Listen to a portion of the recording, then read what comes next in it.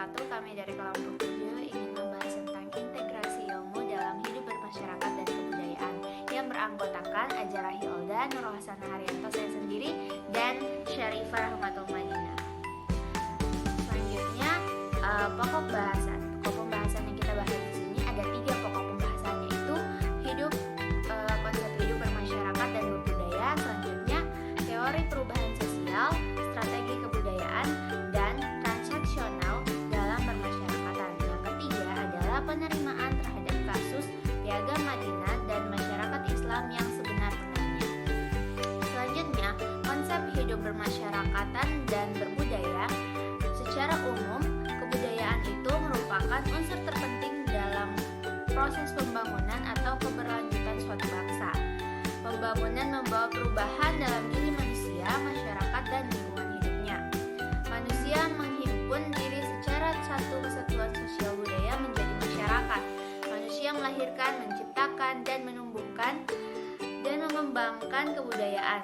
Tidak lagi manusia tanpa kebudayaan. Begitu sebaliknya, tidak ada kebudayaan tetap tanpa manusia.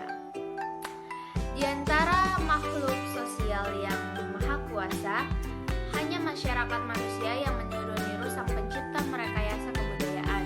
Kebudayaan adalah reka cipta manusia dalam masyarakat.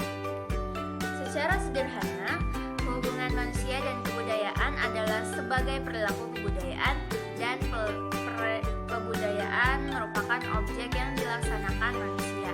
Dalam ilmu sosiologi, manusia dan kebudayaan dinilai sebagai duit tunggal, yang berarti walaupun kebudayaan berbeda, tetapi keduanya merupakan satu kesatuan. Manusia menciptakan kebudayaan. Setelah kebudayaan tercipta, maka kebudayaan mengatur kehidupan manusia yang sesuai dengan lingkungan hidup. Pada dasarnya adalah suatu sistem kehidupan di mana terdapat campur tangan manusia terhadap tatanan ekosistem sebagai manusia dan bagian dari ekosistem. Perubahan sosial. Menurut Sumarjan, yang menyatakan perubahan sosial meliputi segala perubahan pada lembaga kemasyarakatan di dalam suatu masyarakat yang mempengaruhi sistem sosialnya, yang di dalamnya melingkupi nilai-nilai, sikap, dan pola perilaku antara kelompok dalam masyarakat. Perubahan sosial hadir sebagai perubahan sistem, serta struktur dan kebudayaan sosial yang mengikat masyarakat dengan peristiwa sosial yang menyangkut masa lalu. Selanjutnya yaitu teori perubahan sosial. Yang pertama yaitu ada teori evolusi. Teori evolusi ini merupakan perubahan yang memiliki arah tetap dan dialami setiap masyarakat. Perubahan evolusi ini akan terjadi secara bertahap, mulai dari awal sampai perubahan terakhir. Yang kedua yaitu teori konflik. Teori ini beranggapan bahwa masyarakat hidup dalam dualisme kelas yang terbagi atas kelas borjuis dan kelas proletar. Adanya dualisme kelas tersebut akhirnya menjadi pemicu terjadinya konflik sosial dalam wujud revolusi sosial yang berdampak pada perubahan-perubahan sosial. Yang ketiga yaitu teori siklus. Teori ini menggambarkan bahwa perubahan sosial bagaikan roda yang sedang berputar. Misalnya, apabila kehidupan masyarakat mampu merespon tantangan kehidupan dan mampu menyesuaikan diri, maka masyarakat tersebut akan mengalami perkembangan dan kemajuan. Yang keempat yaitu ada teori fungsional. Teori ini beranggapan bahwa perubahan sosial diakibatkan adanya ketidakpuasan masyarakat karena kondisi sosial yang berlaku pada masa tertentu memengaruhi pribadi mereka. Selanjutnya yaitu strategi kebudayaan. Strategi kebudayaan sebenarnya lebih luas dari hanya sekedar menyusun suatu polis tertentu mengenai kebudayaan. Sebuah strategi kebudayaan akan selalu mencermati ketegangan antara sikap terbuka, transendensi, dengan sikap tertutup, imanensi, dalam pertautan antara manusia dan kekuasaan di sekitarnya. Kebudayaan mempunyai gerak pasang surut antara manusia dengan berbagai kekuasaan yang berkembang.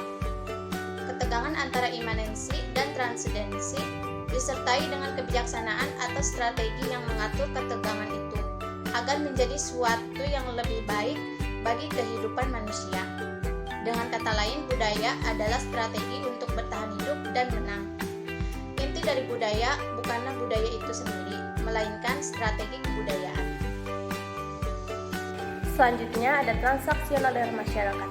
Peristilahan transaksional merujuk pada kata dasar transaksional itu sendiri, yakni transaksi, yaitu persetujuan dalam jual beli antara kedua belah pihak, yaitu penjual dan pembeli. Istilah jual beli dalam KBBI ialah persetujuan saling mengikat antara penjual dan pembeli. Selanjutnya ada penerimaan terhadap kasus Madinah Al-Fadilah atau biasa yang disebut Piagam Madinah dan masyarakat Islam. Di Madinah, Nabi bukan saja pemimpin keagamaan, melainkan juga pemimpin pemerintahan.